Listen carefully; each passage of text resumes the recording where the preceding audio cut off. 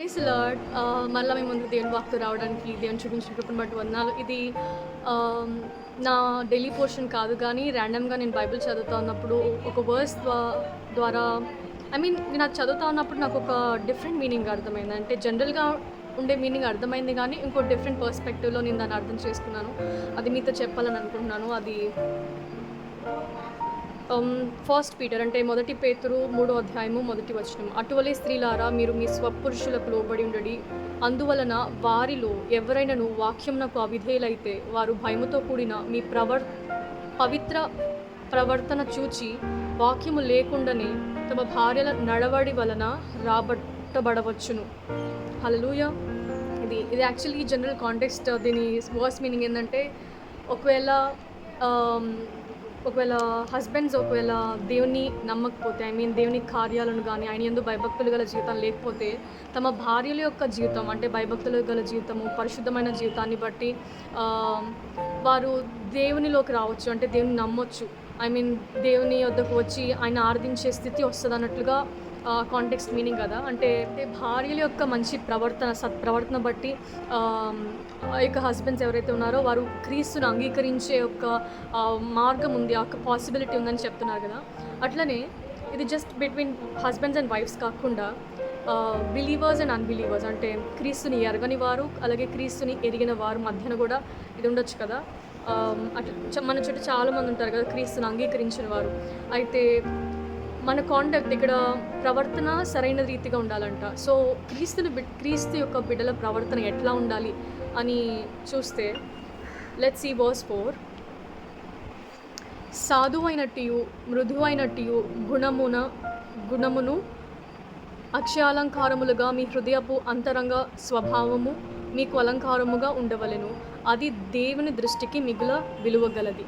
Hallelujah. And also chapter 4లోని అదే బుక్లోని first Peter chapter 4లోని versus 8, 9, 10 కూడా చూద్దాము. ప్రేమ అనేక పాపములను కప్పును గనుక అన్నిటికంటే ముఖ్యముగా ఒకని ఎడల ఒకడు మిక్కుటమైన ప్రేమ గల వారై ఉండుడి, సనుగు కొనకుండా ఒకనికి ఒకడు ఆతిథ్యము చేయుడి, దేవుని నానా విధమైన కృప విషయమై మంచి గృహ నిర్వాహకులై ఉండి ఒక్కొక్కడు కృపావరము పొందిన కొలది ఒకనికొకడు ఉపచారము చేయుడి. హల్లెలూయా. దిస్ ఇస్ వాట్ అంటే కాంటెక్స్ట్ ఇన్ బ్రీఫ్ ఈ 2 వర్సెస్ యొక్క ఈ ఫ్యూ వర్సెస్ యొక్క బ్రీఫ్ కాంటెక్స్ట్ ఏంటంటే to have this gentleness and quietness and spirit అంటే ఒక సాధువు అండ్ మంచి ప్రవర్తన, సాధువైనట్టు మృదువైనట్టు అని చెప్పారు కదా. అట్లనే ప్రేమ కలిగి ఉండటం కదా.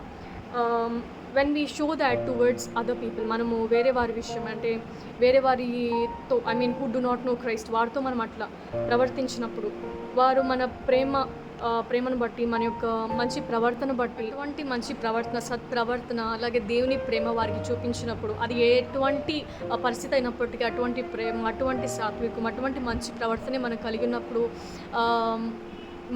మన బట్టి వారు క్రీస్తు యొద్దకు వచ్చే అవకాశం ఉంది కదా. అంటే it is not like we're telling them like క్రీస్తుని అంగీకరించండి అని చెప్పడం కాదు, కానీ మన ప్రవర్తన బట్టి మనం వారిని దేవుని వద్దకు తీసుకొచ్చే వారికి ఉంటాం కదా. మన ప్రవర్తన అనేక ఆత్మలను అంటే I don't say about every one, కానీ అనేక ఆత్మలను there is possibility of winning many souls to Christ అంటే చాలా ఆత్మలు మనం క్రీస్తు పాదాల చెంత తెచ్చే అవకాశం ఉంది కనుక మన యొక్క మంచి ప్రవర్తన బట్టి వారికి ఆసక్తి కలిగి they might ask us like they might have this eagerness within అంటే ఆ యొక్క ఆసక్తి వారికి ఉండొచ్చేంటి మీరు ఇటువంటి మంచి ప్రవర్తన ఎట్లా కలిగి ఉన్నారు, ఇంత మంచి స్వభావం ఇంత మంచి ప్రేమ ఎట్లా కలిగి ఉన్నారని వారికి ఆ క్వశ్చన్ ఆ ఈగర్నెస్ రావచ్చు. మీరు దేవుడు ఎవరై ఉండొచ్చు, వీరికి ఇవన్నీ ఎవరు నేర్పించారని వారు మీ వద్దకు వచ్చి అడిగే స్థితి ఉండొచ్చు కదా. They might be some possibility, they might come to you and ask you who taught you all these అని. అప్పుడు మీరు చెప్పొచ్చు ఏమని, నా దేవుడు నాకు నేర్పించారు అని చెప్పొచ్చు కదా. దేవుని యొక్క గొప్పతనాన్ని ఆయన ఏమైనారు, ఆయన మనకి ఏం నేర్పించారు, ఆయన ప్రేమ క్షమాపణలు సత్ప్రవర్తన గల జీవితాన్ని జీవించమని మనతో చెప్పారు కదా, ఒకరు ప్రేమించమని. సో మనము క్రీస్తు ప్రభు వారి గురించి మనము వారికి చెప్పే అవకాశం ఉంటుంది కదా వెన్ త్రూ ఆ బిహేవియర్ కదా. అదంతా మన ఎట్లా అవుతుంది త్రూ ఆ బిహేవియర్ కదా.